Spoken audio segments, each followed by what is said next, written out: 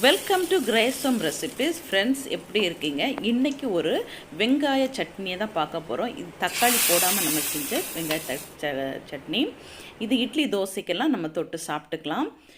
வீடியோக்குள்ளே போகிறதுக்கு முன்னாடி கிரேசம் ரெசிபீஸ் சேனலை சப்ஸ்கிரைப் பண்ணாதவங்க சப்ஸ்கிரைப் பண்ணிக்கோங்க. அப்படியே பெல் ஐக்கானை கிளிக் பண்ணிக்கோங்க. அப்போ நாங்கள் போடுற வீடியோ உங்களுக்கு நோட்டிஃபிகேஷனாக வரும். கடாயில் எண்ணெய் ஊற்றிக்கோங்க. எண்ணெய் நல்லா காஞ்சி வரட்டும். நல்லா காஞ்சி வந்த உடனே நமக்கு 1 டீஸ்பூன் கடலைப்பருப்பு அதை நல்லா போட்டு பொன்னிறமாக செவக்க வறுக்க போகிறோம். ஏன்னா கடலைப்பருப்பு தான் டேஸ்ட்டு கொடுக்கும். அதை சிம்மில் போட்டு நல்லா ஃப்ரை பண்ணிக்கோங்க. கூடவே 4 வரமிளகாவை சேர்த்துக்கலாம். இதுவும் அந்த எண்ணெயில் போட்டு பொரிச்சுக்கோங்க. ரொம்ப கறியை விட்டுட வேண்டாம். ஓரளவுக்கு பொன்னிறமாக ஓரளவுக்கு கொஞ்சம் பாருங்கள், அந்த மிளகாய் கொஞ்சம் உப்பி வரணும். அந்த அளவுக்கு வறுத்து தனியாக எடுத்து வச்சுக்கலாம். இது ஒரு பக்கமாக இருந்து ஆறட்டும்.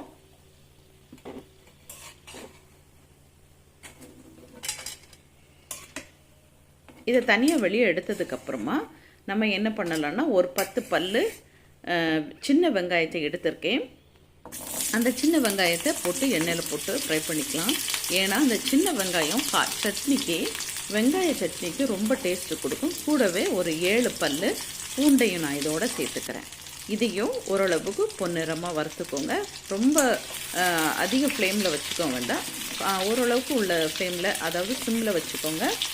2 வெங்காயம், பெரிய வெங்காயத்தையும் கூடவே நான் சேர்த்துக்கிறேன். இந்த வெங்காயமும் சின்ன வெங்காயம் பூண்டு எல்லாத்தையும் நல்லா வதக்குறதுல தான் இந்த வெங்காய சட்னி சூப்பராக இருக்கும். இதை ரொம்ப நாள் கூட, ஒரு வாரம் கூட வச்சு நம்ம சாப்பிட்டுக்கலாம். அது கூடவே ஒரு கைப்பிடி நிறைய கருவேப்பிலையும் போட்டு இதையும் நல்லா வதக்கி விட்டுக்கலாம்.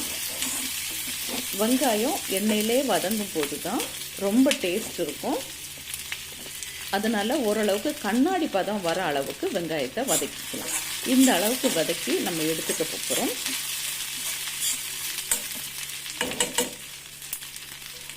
பாருங்கள், வெங்காயம் நல்லா வதங்கிருச்சு. இதோட நம்ம என்ன சேர்த்துக்கலான்னா, கூடவே நான் ஒரு அளவுக்கு அதாவது நம்ம அரை நெல்லி அளவுக்கு நான் புளி சேர்த்துக்கிறேன். அதையும் இதோடு நம்ம போட்டு வதக்கி விட்டுக்கலாம்.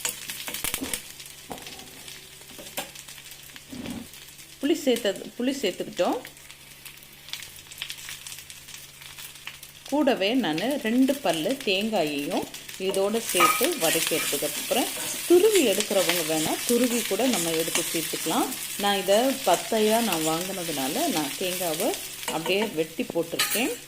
அது இப்படி போட்டு கூட வச்சுக்கலாம். ஏன்னா கொஞ்சம் அதோட பச்சை ஸ்மெல் போயிட்டேன்னா ரொம்ப நாள் வச்சு நம்ம செய்கிறதுக்கு ஈஸியாகும்.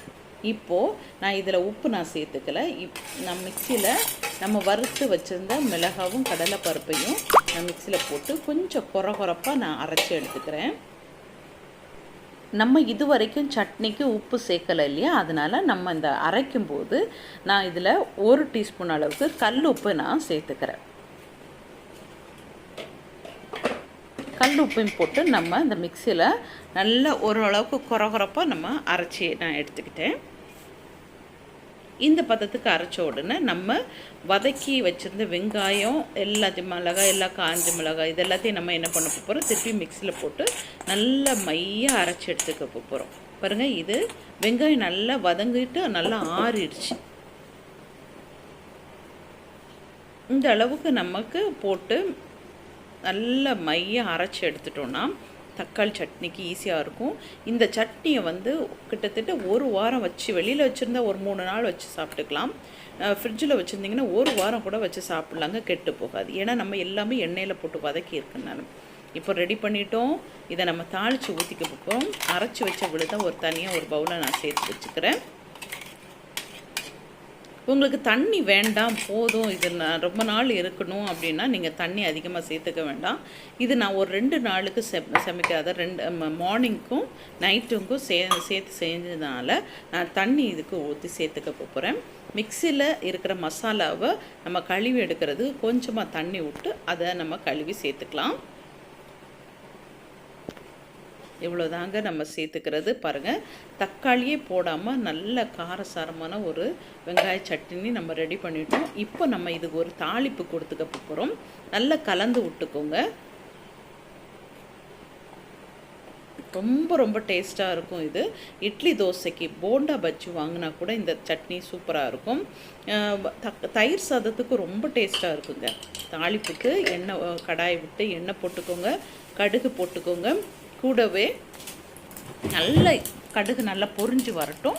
பொரிஞ்சு வந்ததுக்கப்புறமா இதோடு நீங்கள் தேங்காய் சேர்த்தா இன்னும் சூப்பராக இருக்கும். கருவேப்பிலையும் 2 காஞ்ச மிளகாவையும் நான் கிள்ளி போட்டுக்கிறேன் தாளிப்புக்காக.